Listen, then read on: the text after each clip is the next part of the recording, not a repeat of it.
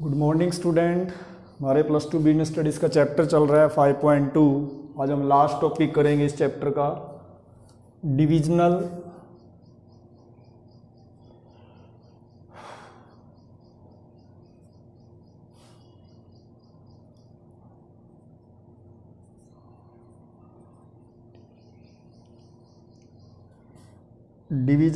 संगठन ढांचा।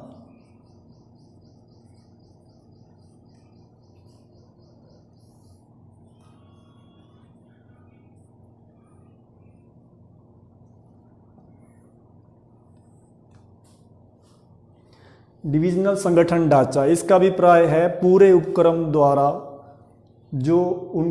पूरे उपक्रम द्वारा बनाई गई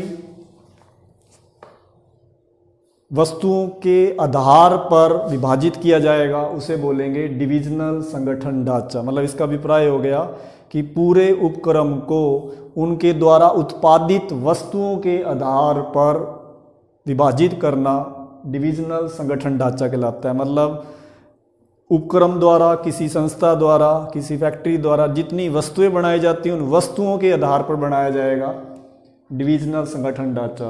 अब इसके हम करते हैं लाभ, एडवांटेजेस क्या हैं।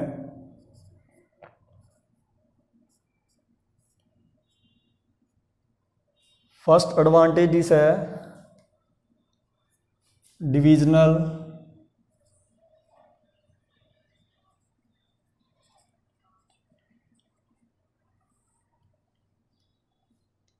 अध्यक्षों का विकास।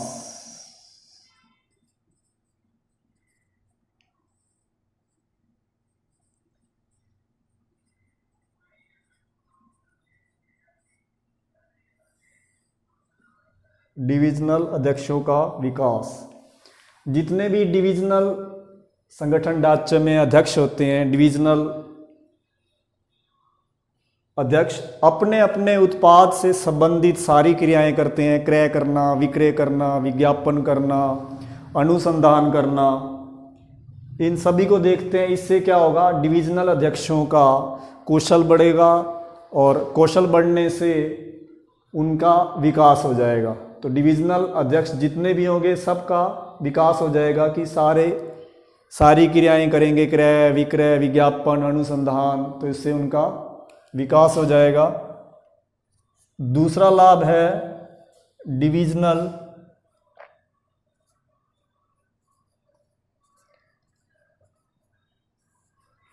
परिणामों को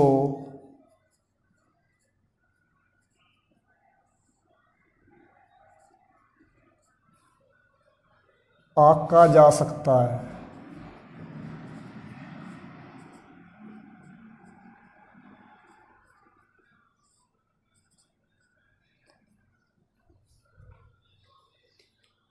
जितने भी डिविजनल बनेंगे, जैसे 2 प्रोडक्ट हैं, 3 प्रोडक्ट हैं, सभी अपनी अपनी क्रियाओं को स्वतंत्र रूप से करेंगे। सभी के लाभ हानि निकाले जाएंगे अलग से।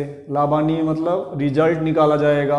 अगर कोई डिविजनल लाभ नहीं दे रहा, कोई प्रोडक्ट लाभ नहीं दे रहा, तो उसको बंद कर दिया जाएगा।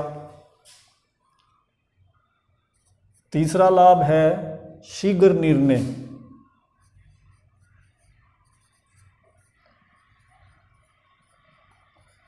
Quick decision.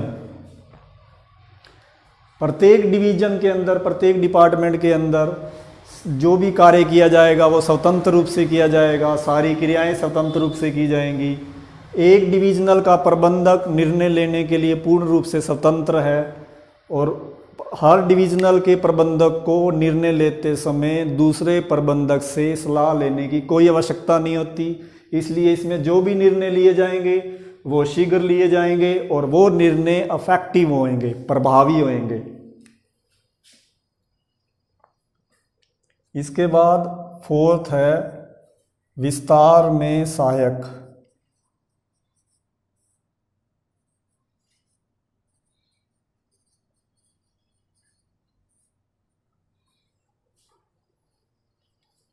क्योंकि इस संगठन ढांचे के अंदर प्रत्येक प्रोडक्शन करने के लिए जो भी हम प्रोडक्ट बना रहे हैं सबका एक अलग अलग डिवीजन तैयार किया जाता है, एक अलग अलग डिपार्टमेंट तैयार किया जाता है। यदि संस्था ये चाहती है कि बाज़ार में नया उत्पाद लाया जाए, तो उसके लिए पुराने डिवीज़नल को छेड़ने की कोई आवश्यकता नहीं होती, उसमें कोई इंटरफेयर नहीं करेंगे पुराने डिवीज़न वाले, तो आसानी से विस्तार किया जा सकता है, नया प्रोडक्ट भी लाया जा सकता है। क्योंकि नया प्रोडक्ट लाया जाएगा तो नया डिवीज़न बनेगा, नए डिवीज़न के अंदर नए नए डिपार्टमेंट बनेंगे, तो इससे विस्तार में सहायता मिलेगी। तो ये थे आपके डिवीज़नल संगठन के लाभ।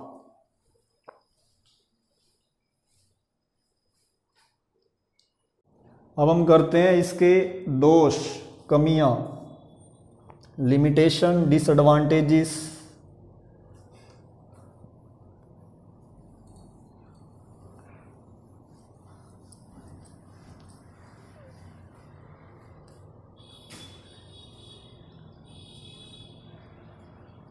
डिविजनल संगठन के क्या क्या दोष हैं। नंबर 1,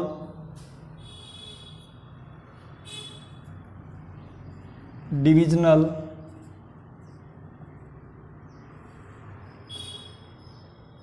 अध्यक्षों के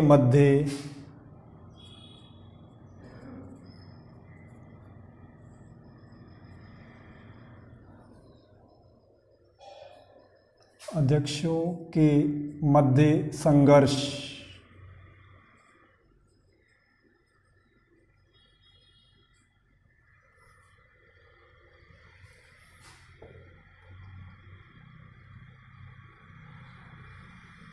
जितने भी डिविजनल अध्यक्ष हैं उनके मध्य संघर्ष चलता रहता है, क्योंकि इसमें जो जितने भी डिविजनल अध्यक्ष हैं वो चाहते हैं अपना प्रभुत्व स्थापित करने के लिए, अपने आप को बड़ा स्थापित करने के लिए, और अपने इस अहंकार को पूरा करने के लिए, अपने इस अहम को पूरा करने के लिए अधिक से अधिक संसाधनों की मांग करेंगे। जब सारे डिविजनल अध्यक्ष अधिक से अधिक संसाधन मांगेंगे तो आपस में उनके मध्य संघर्ष उत्पन्न हो जाएगा, आपस में मतभेद उत्पन्न हो जाएगा। दूसरा दोष है कार्यों की दोहराई।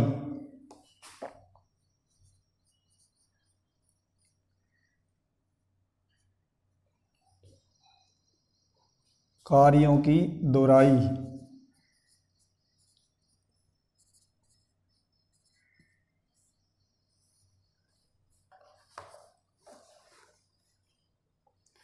अब जितने भी डिवीजन बनेंगे सबके लिए अपने अपने अलग अलग क्रियाएं करनी पड़ेंगी, अलग अलग डिपार्टमेंट बनाना पड़ेगा। उत्पादन डिपार्टमेंट, आपका वित्त विभाग, सेवी वर्गीय विभाग और विपणन विभाग, इसकी आवश्यकता होगी।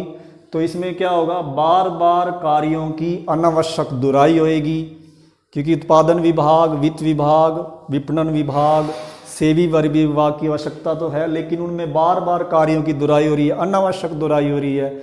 इससे क्या होगा, संसाधनों का दुरुपयोग होगा। संसाधनों का दुरुपयोग होने से संस्था की लागत बढ़ जाएगी।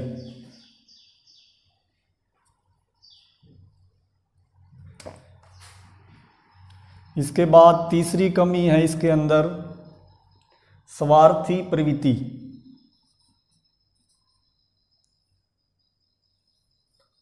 स्वार्थी प्रवृत्ति,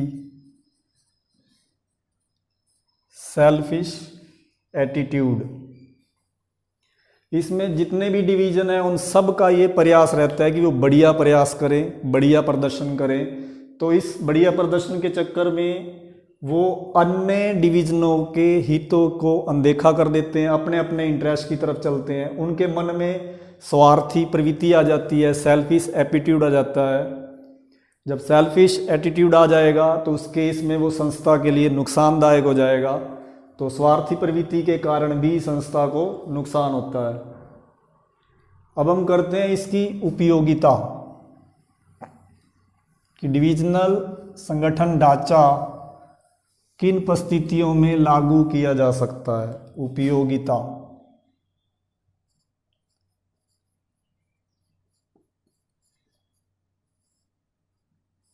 नंबर 1, जहां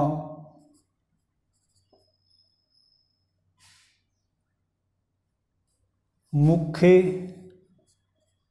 उत्पादकों की संख्या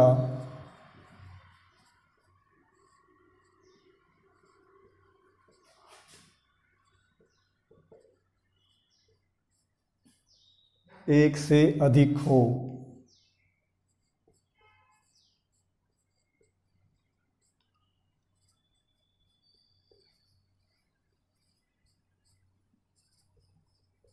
यदि संस्था एक से अधिक प्रोडक्शन कर रही है, उत्पादन कर रही है, वहाँ पर डिविजनल संगठन ढांचा उपयोगी होएगा। वहाँ पे डिविजनल संगठन ढांचा तैयार करना चाहिए। दूसरा उपयोगिता है इसकी, जहाँ अलग अलग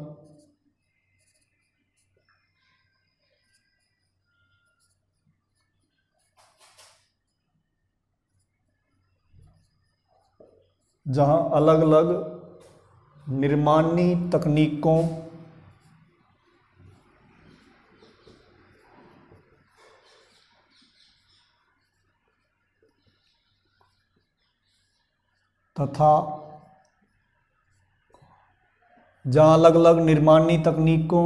तथा विपणन की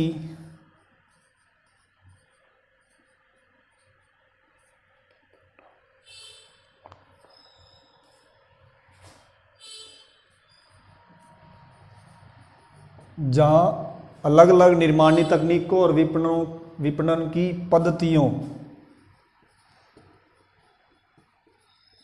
मेथड्स की आवश्यकता हो।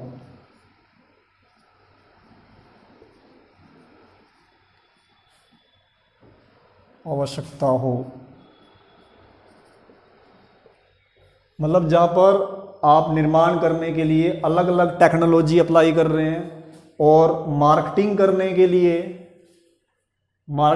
के लिए अलग अलग मेथड्स यूज़ कर रहे हैं, तब आपको डिविजनल संगठन ढांचा ही उपयोगी सिद्ध होगा। तीसरी उपयोगिता है इसकी, जहां संस्था का आकार काफी बड़ा हो।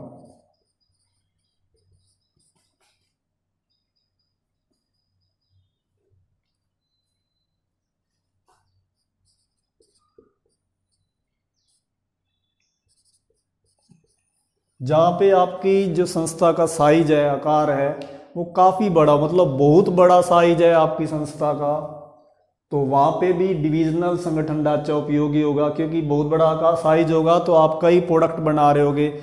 जहाँ पर एक से ज़्यादा प्रोडक्ट बनाए जाते हैं वहाँ पर डिविजनल संगठन ढांचा तैयार किया जाएगा, क्योंकि हर प्रोडक्ट का अलग अलग डिवीजन बनेगा और उसके नीचे अलग अलग विभाग बनेंगे, उसके अनुसार कार्य होगा। तो ये आपका डिविजनल संगठन ढांचा आज बस यहीं तक करेंगे। तो ये चैप्टर आपका ख़त्म हो गया है।